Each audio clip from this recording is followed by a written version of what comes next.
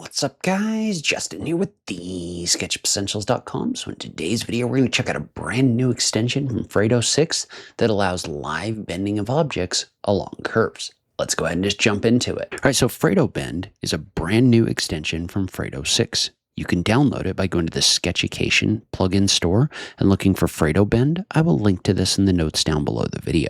Currently, it's listed as free until 1st of July. I would suspect that it'll probably go paid at that point, but it is kind of still in development, so it's something that's still having features added to it a fair amount as well. So this is definitely something you can try out and actually leave comments probably down below this video. I think Fredo reads the comments of these videos about his extensions, so if you see anything that you'd like to see or like to see added, you could leave them below the video or leave them in his post on the community forum as well on Sketchucation in order to influence the development of this extension. Another thing to note, make sure that you also install libfredo.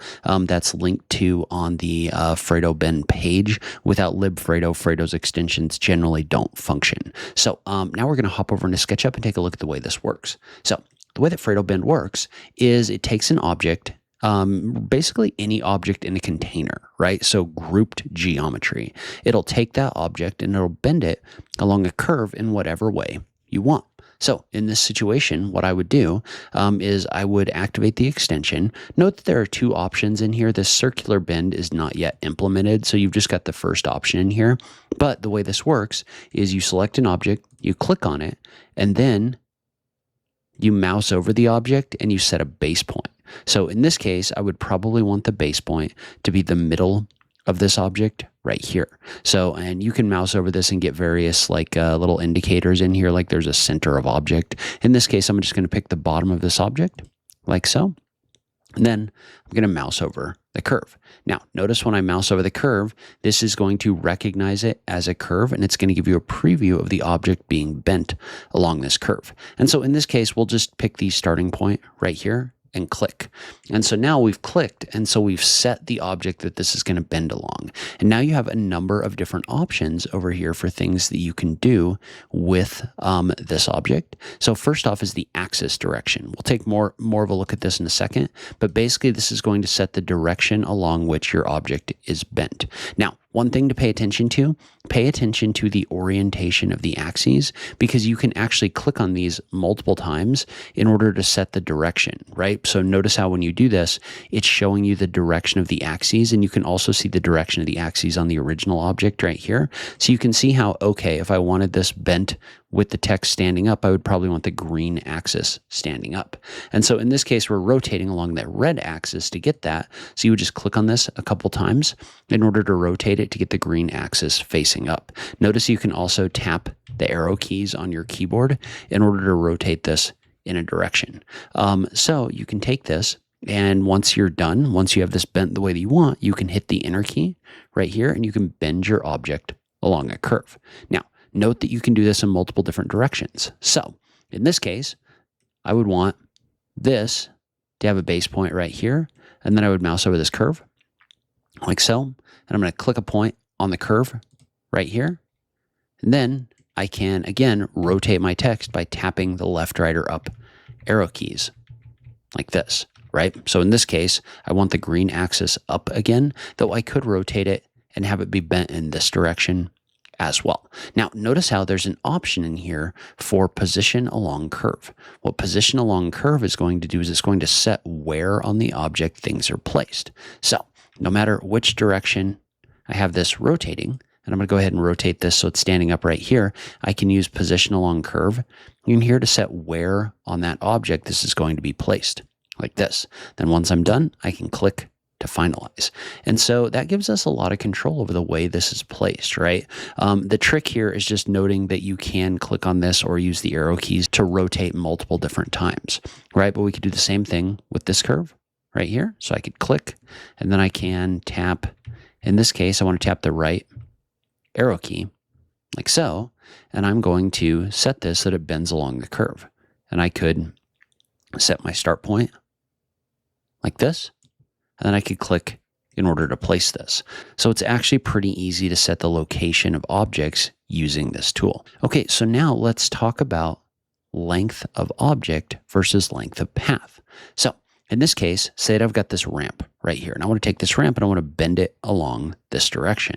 Well, in this case, what I want is I want to set this with a base point right here, right? And I want to make sure that I've set this so that this is in the proper direction, which it is. You can see how the shorter side is over here, the longer side is over here, but there's options in here for scaling.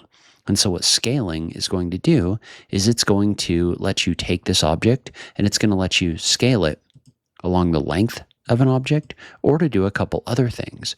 So if I wanted this whole thing, this to stretch along this whole thing right here, what I could do is I could use that scaling function in order to set that whole length. So even if your object is really short, like this, you could still take FredoBend. You could pick the option for bi-center scaling, and it'll scale it along the length of that entire curve, just like this. So if you want something to fit the length of a curve, then you want to use that scaling option. And so one cool thing about this extension is if you have a curve that's multiple segments, like this one, so even if I add a new segment, as long as they're kind of in the same plane or direction, it's going to recognize the path that's in here like this. So notice how even though those aren't welded together, it still recognizes that path. And you can go ahead and you can take this and you can scale along that entire path, even though those are separate segments like this. So it's pretty good for those complex curves as well. So another thing to note about this is when you're using the scaling, notice how in addition to having an option for bi-center, you've also got one that'll scale either before or after. So in this case, say that we took this object, placed it on the curve, like so. We're going to go ahead and we're going to move it to like the middle of the curve right here. Well, if I wanted to, I could set this so that it extrudes just to the end of the curve right here based on my starting point. So you can see how this is taking this object and extruding it.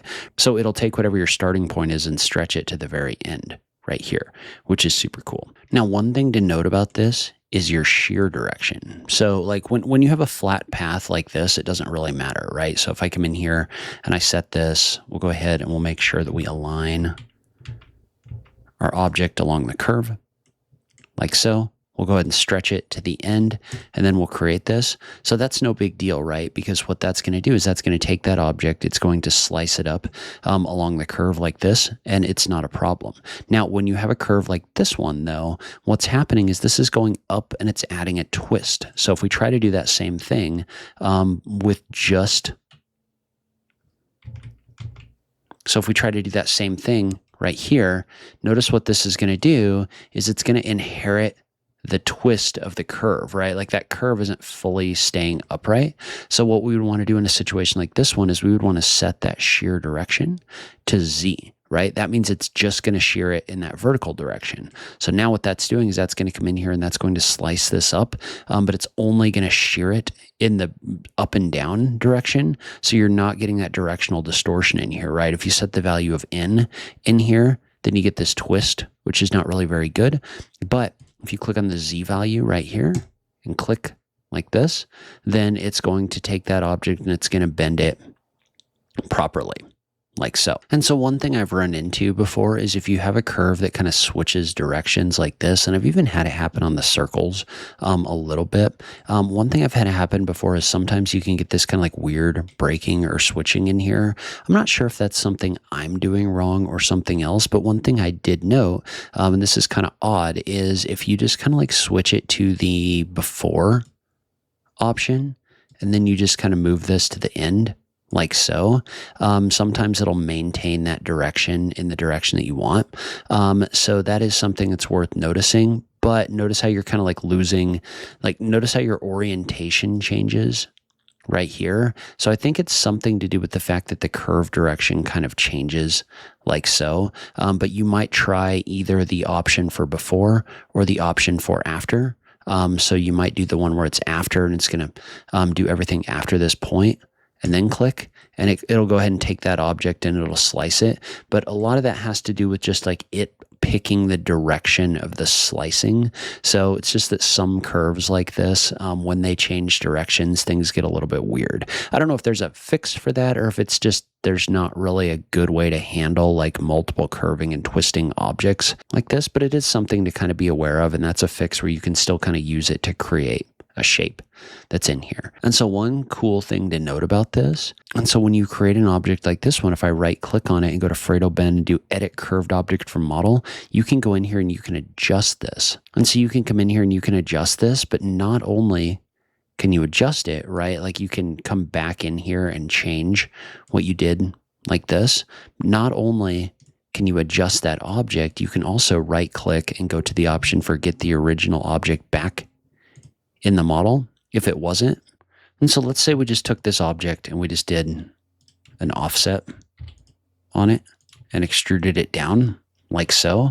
Well, the cool thing about this is if I right click on this object that was created with FredoBend and I click update the curved object from model, and it'll update based on the change that I made in this model. So this is now non-destructive in the sense that I can come back in here and I can make changes and adjustments. And once I make changes and adjustments, whatever those might be, then if I right click on this object and I update that curved object, that's going to show up inside of my space right here. And these other objects remember that as well. So I can just update these that same way. Like that. So it's super cool from that standpoint as well. Now there are some other objects down below that you should be aware of. So one of the ones down below is interesting. What it is it's a tool for basically repeating generations on an object. So in this case, I'm going to take this, I'm going to click on this surface, and I want to rotate this in this direction. Right here, right? So I've taken this object and I've bent it along the curve, and we could go ahead and we could set it where it aligns with one of these points like this, just so I'm not getting the bend in the middle of my object. Okay, and so what this does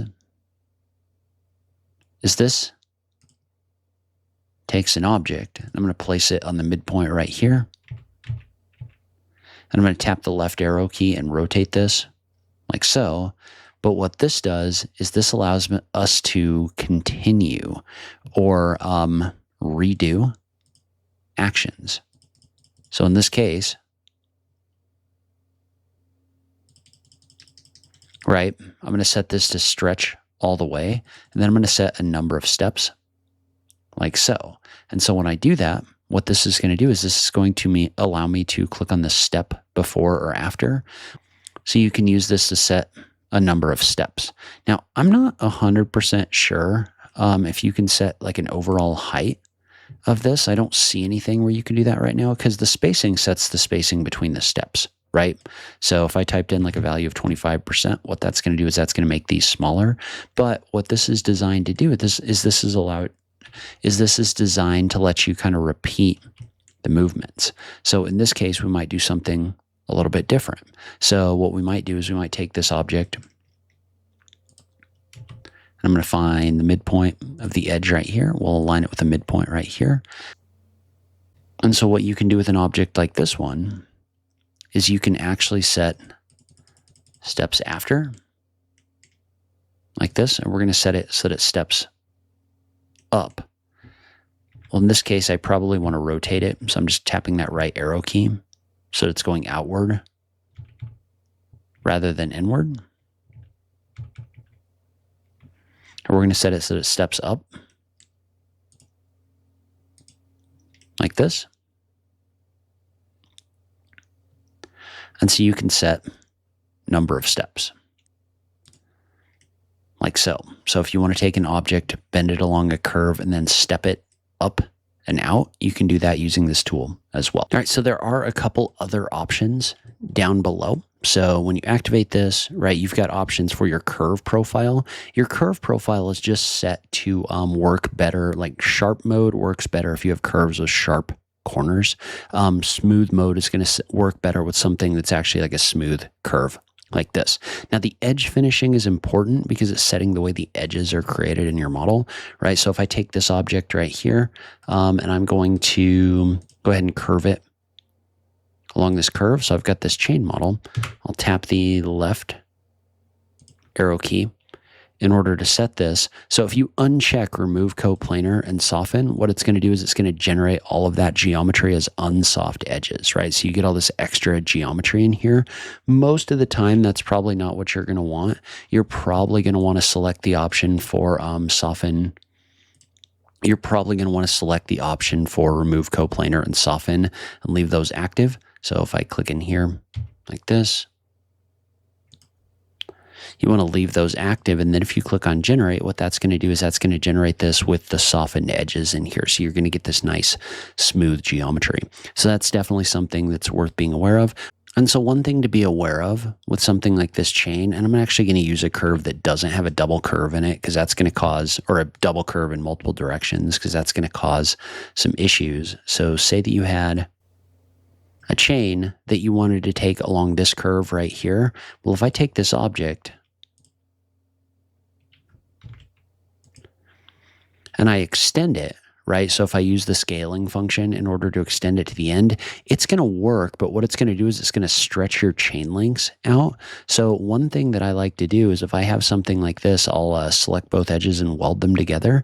So notice how this has an overall length of 49 feet, 8 3/8 inches. Well, what I will do is I'll draw a line that's that same length, right? So 49 foot, 8 3/8 inches, like so. And then when I'm setting my base object, what I'll do is I'll make sure that my base object has that same length. So in this case, when I'm creating this chain, right, I'm obviously adding links in here. Well, I just take some more links. Oops. And I just create some more copies until it's about that same length, like so, and close enough is going to be fine, right? You don't need to have the chain links be exactly the right length, but notice how now those are about the same length as the curve. Well, now if I take FredoBend and I bend this along the curve like this, and I select the option to scale it, it's going to fit, but it's not stretching those links out in the same way, right? So if you want to keep things basically the same size, model your base object that you're bending the same length as the curve you want to bend along, and that's going to give you a much better result that isn't all stretched out.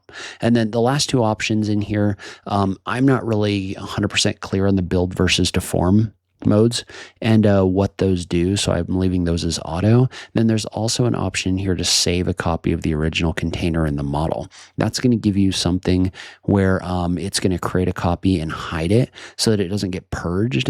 That means if you ever purge your model and you want to make an adjustment to an object like this one, you can do that just by going back in here and right-clicking on it, because it'll always have that reference object in order to edit. All right, so that's where I'm in this video. I'm really liking this extension, but I'd love to hear from you. What do you think about this tool? Let me know about it in the comments down below. As always, thank you so much for taking the time to watch this, and I'll catch you in the next video. Thanks, guys.